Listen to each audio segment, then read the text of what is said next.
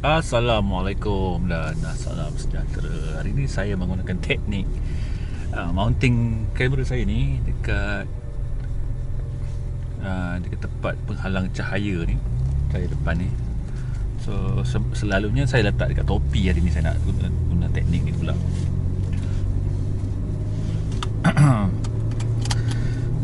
Topik saya nak borak ni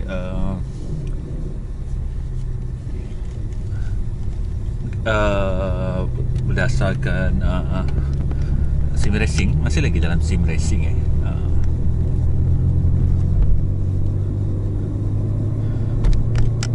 dan saya nak borak pasal force feedback, FFB. Satu topik yang sangat sensitif untuk dibincangkan. Jadi kita sebut sim racing, benda pertama yang kita orang kat dunia satu dunia dibincangkan ialah FFB, penyampaian FFB, force feedback. Apa yang rasa dekat steering ni, okay? Jadi dia sebenarnya adalah macam cara setiap simulator menyampaikan FFB tu berbeza. Jadi saya arif dengan cara bagaimana iRacing menyampaikan FFB. Okey. Jadi force feedback ni maksudnya iRacing ialah satu perisian yang fokusnya untuk simulate motorsport dan kesemua kereta mereka. Dan saya hanya fokus dalam road racing sahaja, road series sahaja.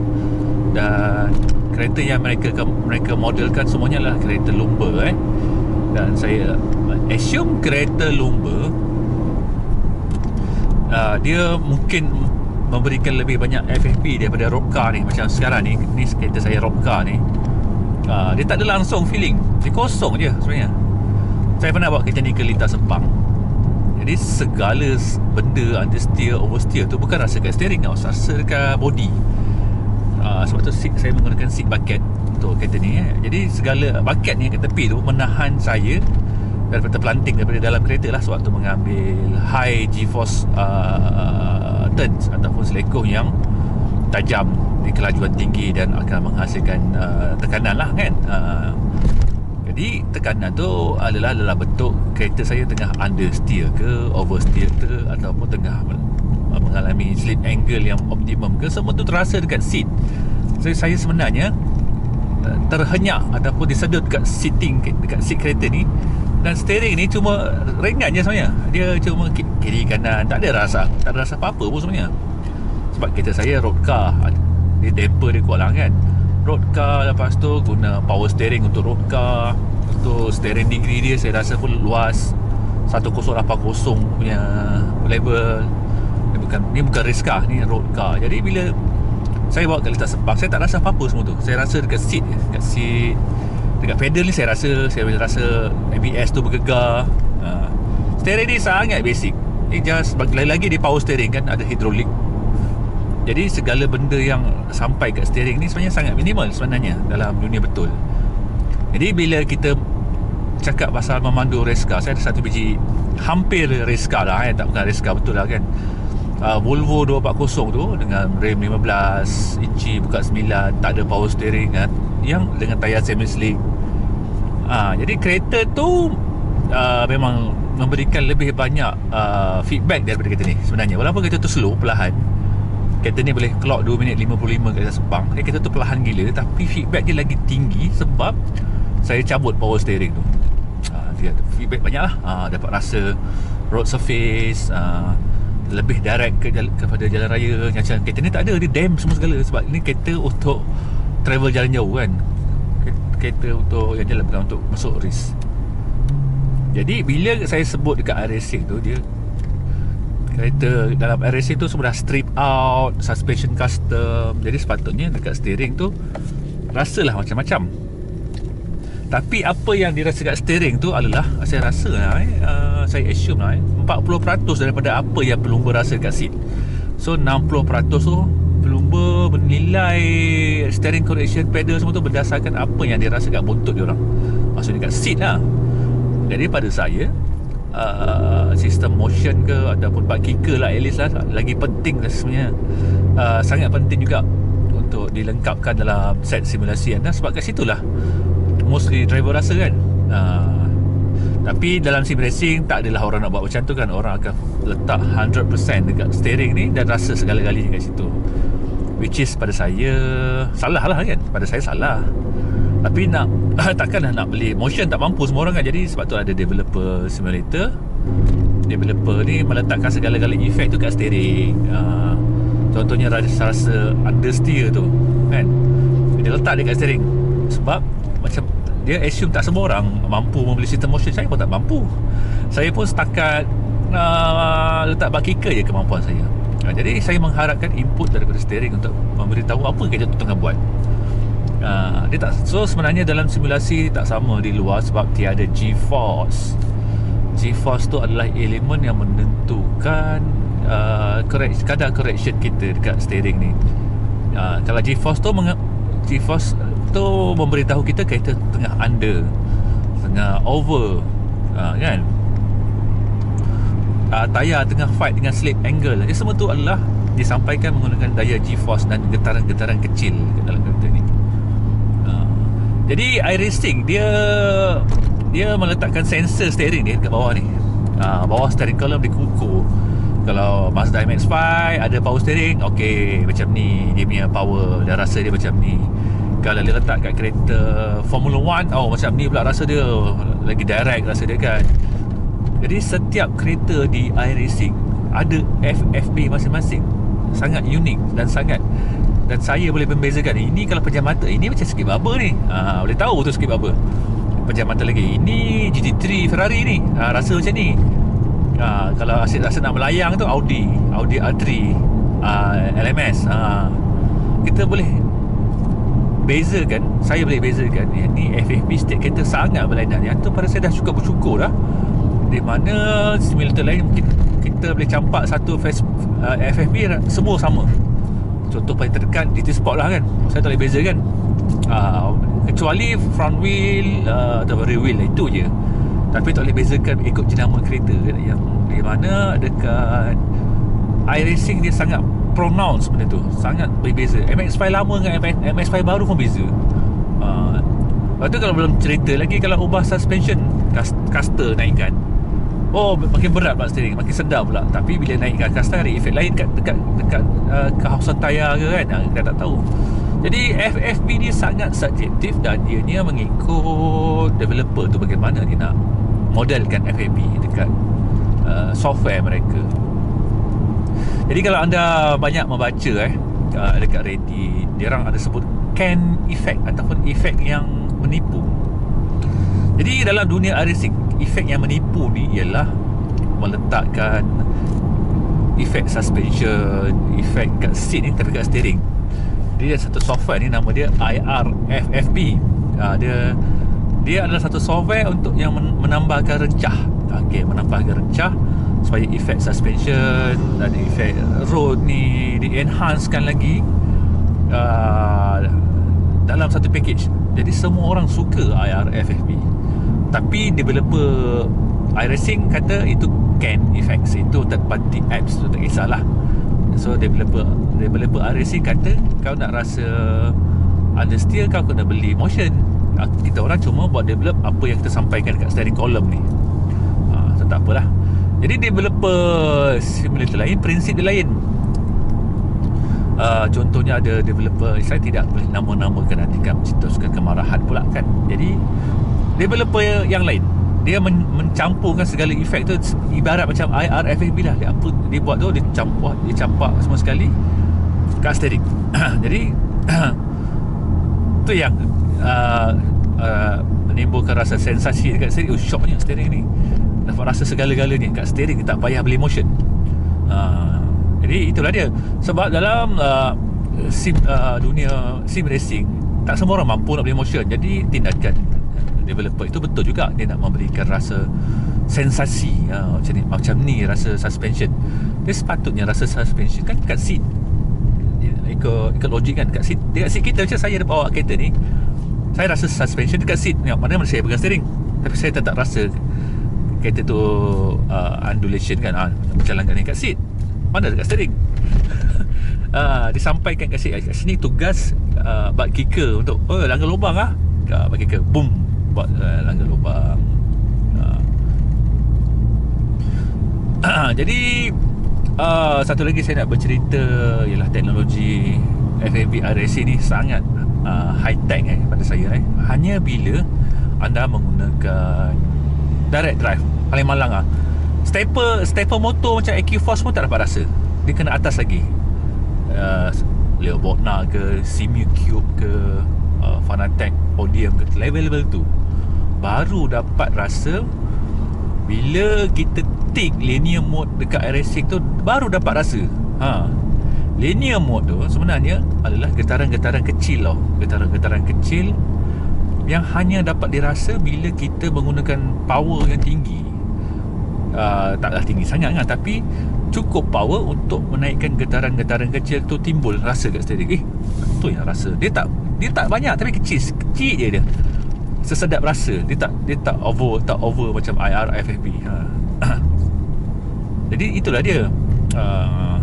Bila kita tick linear mode tu, maksudnya nak linear lah kan. Kalau kita tak nak guna linear mode, racing akan bump rasa kecil-kecil tu dan jadi tak betul. Dia sepatutnya rasa macam ni, dia naik rasa tinggi lagi. So itu untuk pengguna steering yang tak ada kuasa macam direct drive steering TSPC, T500, G27, G29, T3 tu untuk memberikan rasa sensasi. Tapi bila anda move kepada direct drive, baru anda respect iRacing punya cara penyampaian iRacing punya FFP. Saya tak boleh bercerita pasal ACC ke, sebab saya punya game hours tak cukup. Macam ACC ni saya suka dia punya FFP. Saya suka, memang saya rasa best pula kan. Tapi saya nak tahu macam mana dia orang modeling kan, saya tak baca lagi. Saya nak tahu sama ada dia orang letak sensor kat mana, adakah setiap kereta FFP berlainan. Ini saya nak kena tahu tu sama. Saya tak naklah jadi macam GT Sport, dia campaknya satu FFP untuk semua. Dia tak ada pergi kat setiap kereta ukur macam iRacing. iRacing letak sensor setiap kereta. Setiap kereta yang dimodelkan dia ada sensor. Dia ada sensor FFP ni lain, set lain. Dia tak sama. Yang tu yang saya respect dekat iRacing. Walaupun simple gila, tapi setiap FAB kereta berlainan dan hanya boleh rasa bila anda move kepada direct drive tu. Itu yang malangnya lah kan. Macam kalau waktu saya guna G27 dulu, tak rasa apa-apa pun. Macam tu sama je. Jadi deri rasa saya ni kelakar sikit bila saya tak semestinya kita guna direct drive. Saya up power maksimum sampai tak boleh belok. Bukan macam tu. Dia macam memberikan broad range, ataupun semua rasa kecil-kecil tu dinaikkan sama rata. Macam tu lah. Itulah maksudnya menggunakan direct drive pada pandangan saya. Dan juga untuk one to one punya ni lah, one to one punya power ratio lah. Macam MX-5 dia ada dia punya jadual. Nak one to one dia kena nilai ni. Contohnya mungkin sekitar 15 Newton meter. Dia punya steering dia ada pembacaan dia, ada guide dia macam mana kita nak meniru one to one punya power steering. MX-5 ada power steering. Dan saya rasa sama je power dia macam Mazda RX saya tu. Dia ada power steering tapi dia sangat responsif. Macam tu lah. Dia tak adalah kuat, tak adalah berat sangat. Mana ada berat. Cuma dia sangat responsif, dapat rasa feedback. Jadi topik yang saya nak cover FFP ni, dia berterusan akan menjadi bahan peperangan lah, pencetus peperangan lah.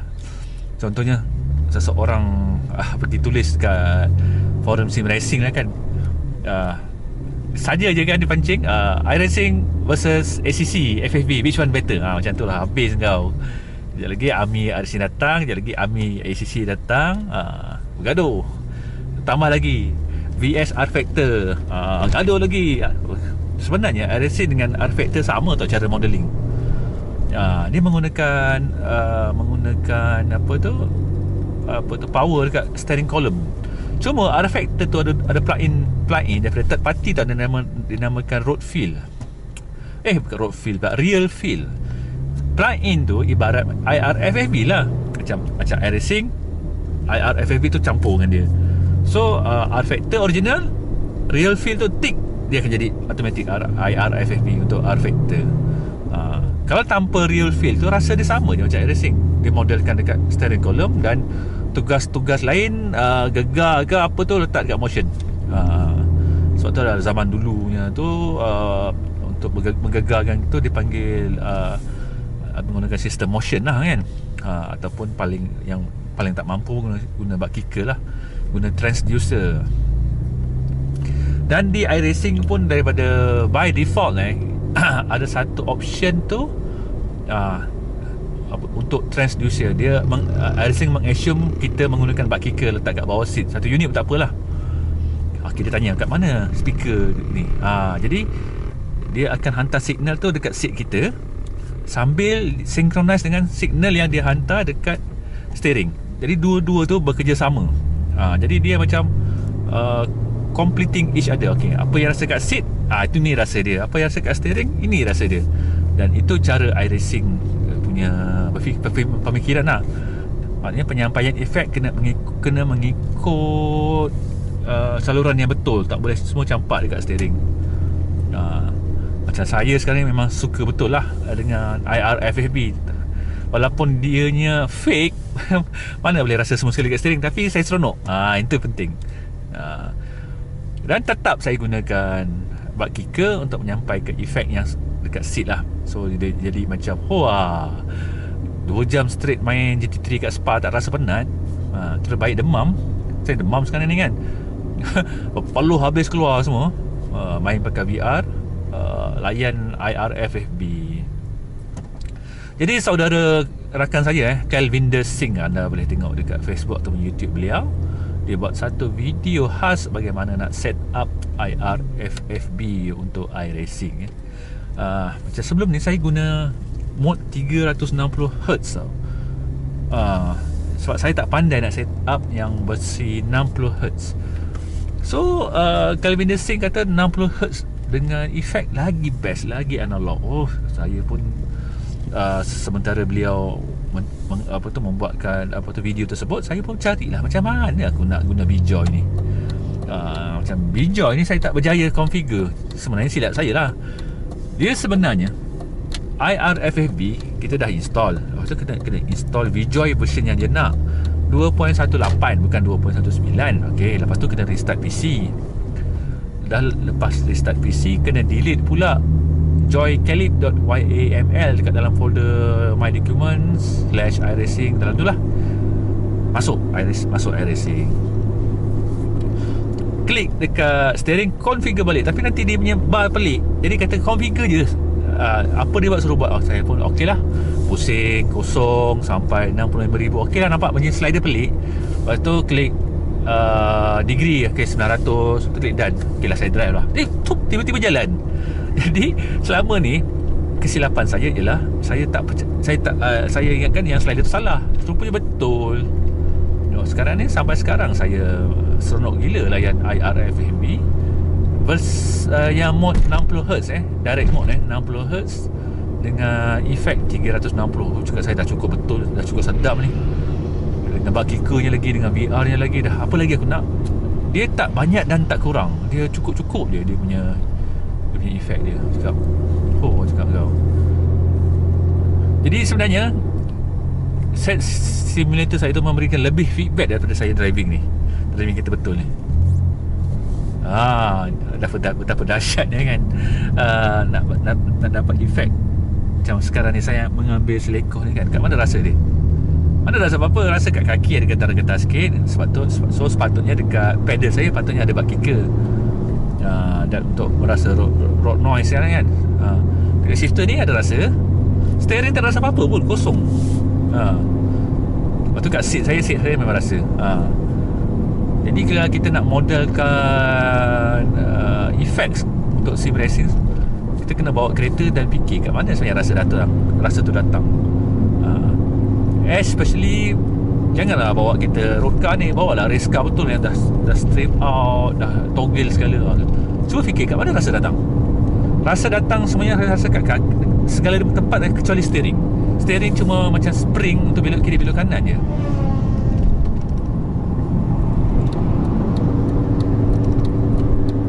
Jadi itulah yang saya cuba sampaikan, di mana bila developer mencampakkan segala-gala rasa kat steering tu salah daripada saya.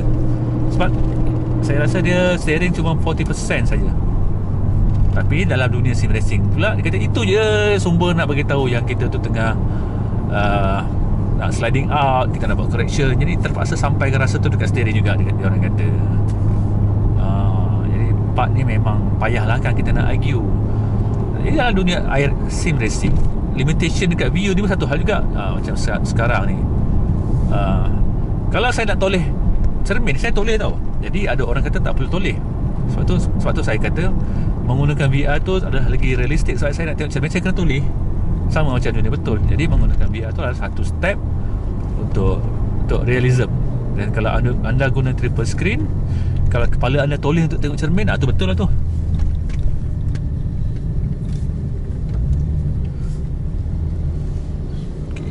Kita balik.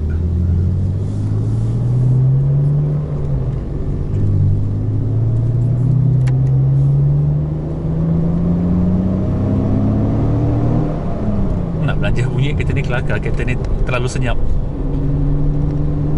Walaupun saya pakai straight pipe ni, ada satu muffler dekat belakang, tapi bunyi tak kuat langsung.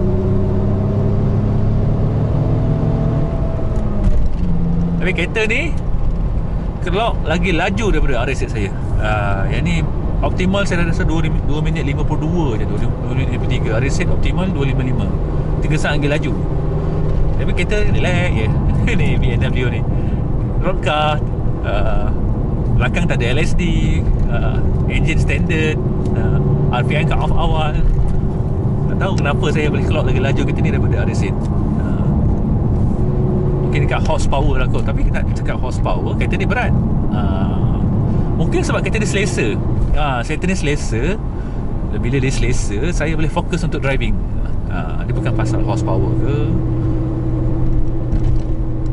Sebab nak cakap kereta ni horsepower 220 horsepower lah kan. Tapi nak counter berat dia 1.8 tan, 1000 lah. Dengan saya masuk mungkin dekat 1950 kg ke, campur minyak kan. RS baru 1200